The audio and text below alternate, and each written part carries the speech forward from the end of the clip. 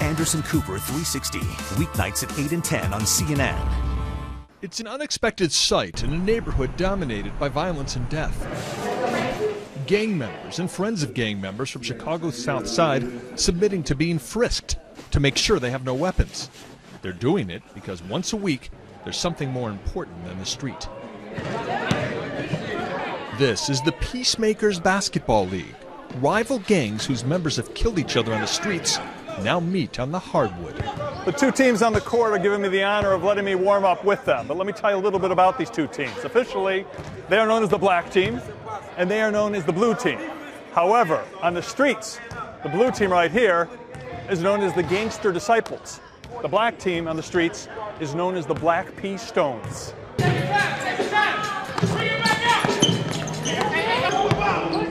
They have been bitter and violent rivals on the streets of Chicago for decades. But now, thanks to Father Michael Pfleger of the St. Sabina Church, these gangs, as well as two others, are brokering peace on the basketball court. All four of these gangs since September have not shot or killed anybody. And this was a groups of guys of four gangs who were doing it on a daily basis. In the maroon jerseys, this gang team is the Kill Awards. They're playing a team of guys from the neighborhood. And the other gang team in the green is the Black Disciples. All four gangs are feared in these neighborhoods. In fact, at one of the games, a guy was playing against a guy who had shot him about 6 months before. And now they're playing ball together. Polo Franklin is one of the players for the Black Disciples. He says he's been shot twice in the last year, in the leg and the wrist. I got shot right here, and it came out right here. And I had to have metal rods stuck in right here and up here, so my wrist could stay up. Polo is 20 years old. He says gang life is about brotherhood. But as he puts it, sometimes they get caught up in the wrong things.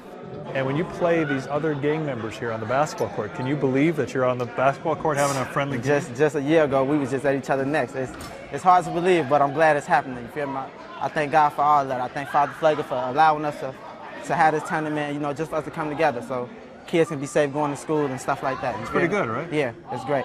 We don't want overtime. On the sidelines for one of the games, Curtis Polar, one of the older members of the Black Pea Stones, cheering on his team as they play the Gangster Disciples. All three together. 1, 2, 3, together. After being shot 6 times, once in the head on 5 different occasions, yeah, it's a blessing that I'm still here. He watches as his team takes a 3-point lead into the final seconds of the game. The Disciples have a chance at a final 3-pointer to tie the game. Good game, gentlemen. Good game. Good game. Good game. Good way. Nice way to finish out. The Stones win 48-45, and it's notable that there are post-game handshakes and hugs. As a matter of fact, we saw no out-of-the-ordinary anger at all during any of the games. These guys, they really don't know each other, but on the court they get a chance to say, if I could play against you, then if I see you on the street, then you're not that bad of a guy. I can give you a pass. Curtis Polar is proud that his guys have not been involved in any shooting since they started playing in this league in September. But he acknowledges the view that violence becomes ingrained. But do you think some of the guys on the court right now still think it's normal? Yeah. You do? Yeah. Even guys in your gang, the Stones? Yeah. Yeah, because... So what do you say to them? I say that life is more than a video game. You don't die and come back to life. Do you think if there were more programs like this, that there could be a dramatic reversal in the amount of violence in this city? No question. There's no question to me that if we create positive opportunities of building relationships and offering options, the violence will come down. Closing seconds in the other game. It's a tie. The Kill Awards try to win the game at the buzzer. It's overtime. Some more time on the basketball court. A good thing when you spend so much time on these streets. Gary Tuckman is with us here now. Great piece. Thank you, Great Chris. piece. Thank Basketball is so important, but just the beginning, right?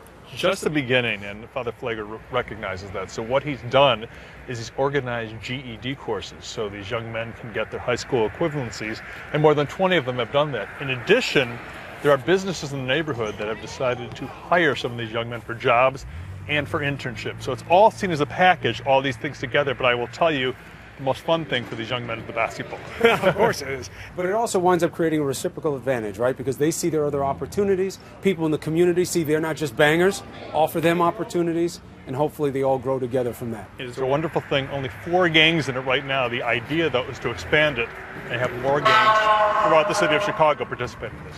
Wow, it's really great. And also, I heard in the piece, we should remind people, since September, these gangs in their neighborhood, no shooting. Absolutely no shootings over the last 5 months among those gangs in the neighborhood, and that's very significant.